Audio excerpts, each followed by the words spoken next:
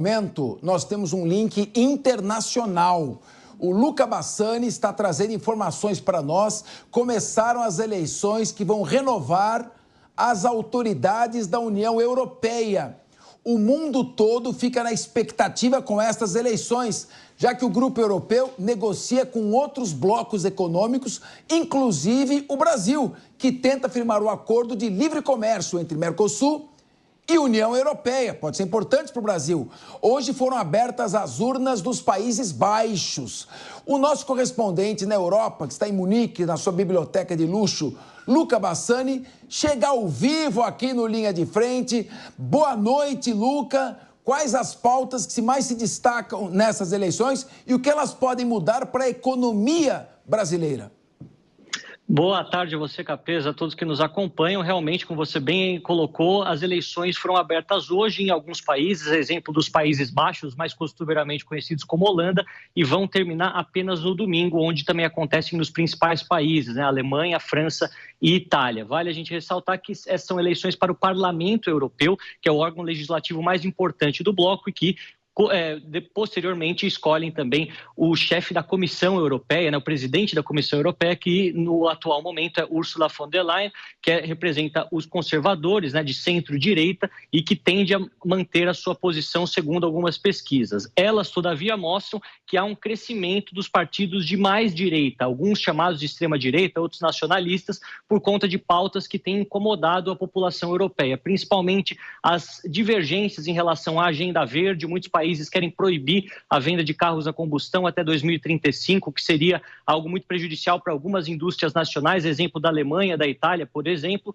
ou também a questão da imigração, a imigração em massa de países de matriz civilizatória diferente, majoritariamente Oriente Médio e África, tem causado formação de guetos em algumas cidades e isso também deteriorou o estilo de vida em muitas capitais europeias, algo que também é um ponto de divergência entre esquerda e direita. Então, essas duas pautas foram amplamente discutidas e muitos acreditam que por conta dessa saturação do povo europeu com relação a essas duas questões, muitos candidatos de direita tendem a ganhar mais assentos em relação aos candidatos verdes ou os candidatos de esquerda neste momento. Em relação às questões econômicas, vale a gente ressaltar que a União Europeia, conjuntamente com seus 450 milhões de habitantes, 27 países, é como se fosse a terceira maior economia do mundo, apenas atrás dos Estados Unidos e da China, com quase aí 17 trilhões de dólares produzidos, e obviamente que tudo que é feito aqui repercute no mundo todo. A esperança é que este novo governo europeu possa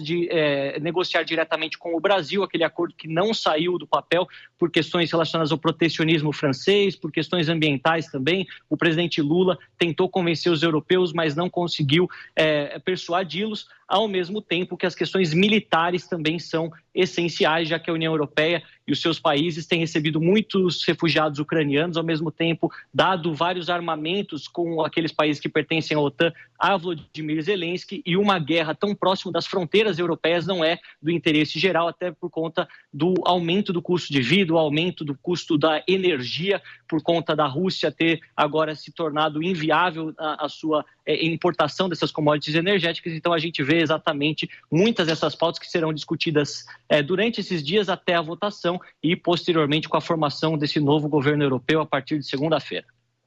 Ô Luca Bassani, só para a gente completar, eu fiquei muito preocupado com uma notícia que eu vi, foi na mídia internacional. O Conselho de Segurança Exterior da Rússia está dizendo, Dmitry Buzolov, se não me engano, ele afirma que é possível que a Rússia utilize armas táticas nucleares, que são armas estratégicas, de 300 quilotons, que é 20 vezes a bomba que foi jogada em Hiroshima.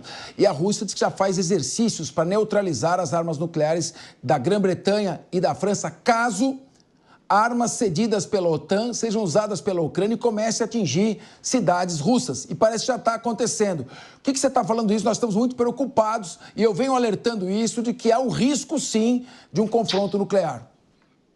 Olha, Capeza, a gente vê que até agora alguns ataques com drones aconteceram na cidade de Belgorod, que fica aproximadamente 50 quilômetros da fronteira com a Ucrânia, e os britânicos, assim como os franceses, autorizaram que aqueles armamentos cedidos por esses países possam ser utilizados para abater drones e aeronaves russas que estejam em território russo, mas que tenham como objetivo atacar a Ucrânia. Então, eles não referendaram um ataque à infraestrutura energética ou militar da Rússia dentro do seu território, mas só para tentar evitar qualquer tipo de ameaça com aeronaves, entre outros equipamentos bélicos utilizados na fronteira ucraniana. Mas nós sabemos que essa interpretação ela é muito vaga, ela é muito ampla e provavelmente, caso os ucranianos tentem atingir outras cidades, a repercussão pode ser desastrosa, já que o presidente Putin já fez várias ameaças e sempre quando há um momento de ataque no território russo, ele responde atacando muitas cidades e muitas regiões civis mais próximos do Oblast de Kharkiv, que também é um grande objetivo militar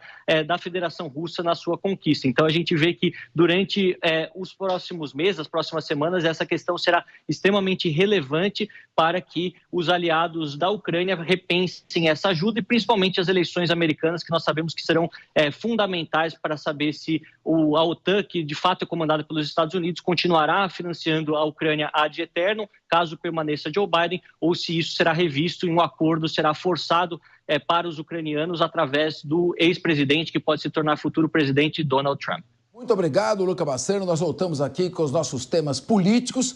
Claro que, se elegendo Donald Trump, evidentemente, o seu bom relacionamento com Putin pode refrear essa guerra que ameaça a todos.